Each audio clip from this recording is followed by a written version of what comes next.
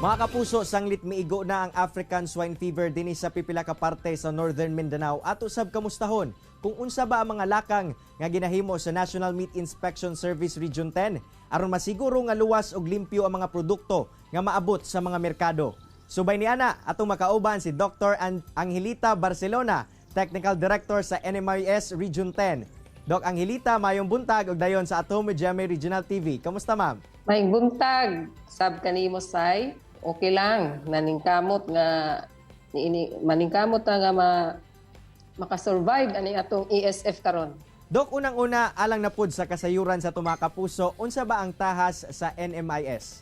Ang National Meat Inspection Service usa kini siya nga ahensya attached to the Department of Agriculture nga ang service man siya, no, nag-service ang serbisyo niya himuon is it sole controlling authority when it comes to meat inspection and meat hygiene. So actually this is a government regulatory agency created by law to implement policies, programs, guidelines, rules, and regulation pertaining to meat inspection and meat hygiene to ensure meat safety and quality from farm to table. Dok, asa pud na lugar sa rehiyon mas nakatutok ang pag-inspect sa mga produktong baboy karon? Actually, tanang region karon alerto kaayo meaning inspection.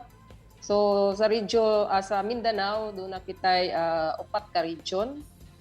Region 11, Region 12, Region 9 ug sa Caraga. So tanan kami on red alert din sa Mindanao. Dok, unsa ba ang mga timailhan nga luwas o niagi sa inspeksyon ang usa ka karning baboy? Mahibal nato siya nga niagi gayud siya sa meat inspection kay kung niagi siya og meat inspection buti pasabot niya na nga luwas o di kalidad ang atong karne nga atong pagkakaunon.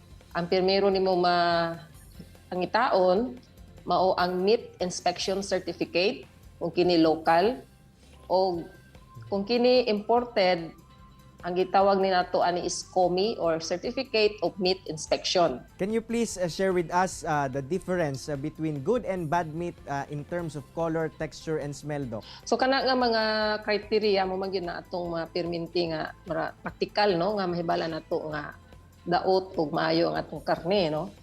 As to the color, kung normal color sa karne is reddish,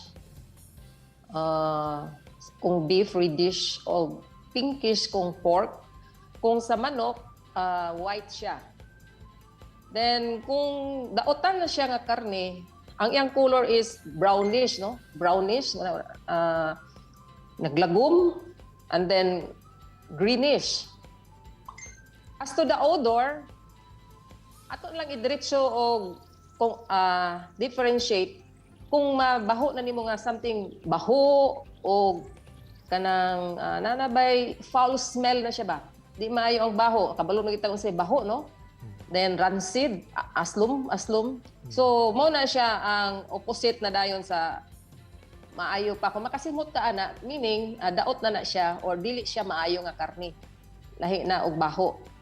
Then as to the texture, may bala na usahay kung kauno na nato, no, pero pwede po nato siya sa atong touch kung gahion ba siya or humok. As to the firmness, as to the kanang sa iyahang toughness. So kung karne nga in fact dili man siya ingon nga gahi, dili maayo ang gahi nga karne. So naala na firm lang siya, no, dili ana pud ka gahi. Dok, gawas sa ASF, usa pod ang mga double dead nga karne sa inyong ginabantayan. Kamusta ba ang sitwasyon dinhi sa rehiyon ug mga lakang nga ginahimo ninyo aron aksyonan kini? So far, no, kay sige man kita routine man nato na ang pag-surveillance, atong pagbantay sa mga merkado, magbantay sa mga meat outlets. Wala pa natong nakita nga mga double dead, no? Double dead nga karne. Siguro aware pod sila nga doon na gyud gabantay pod or kanang nakabalo sila nga dili sad na maayo ang double dead. So hugot kaayo ang atong pagbantay ni ana together with or in coordination with the local government unit, no.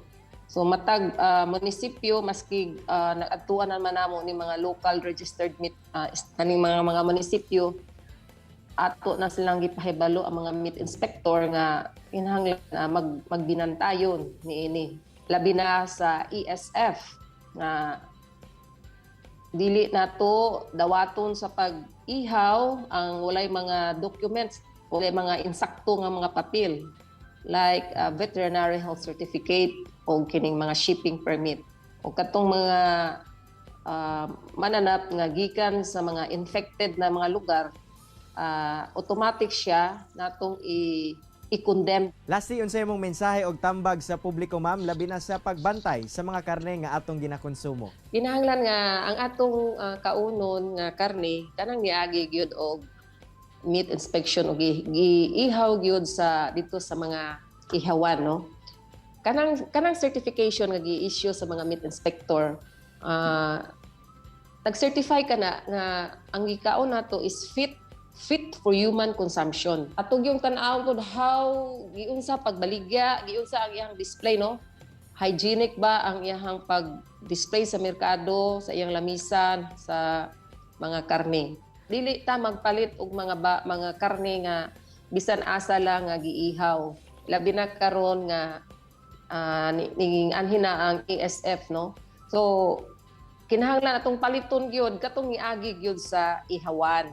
Daghang salamat, Doc Angelita, sa imong oras nga gihatag sa At Home with GMA Regional TV ug Amping Kanunay. Daghan pong salamat o keep safe. Kini ang At Home with GMA Regional TV.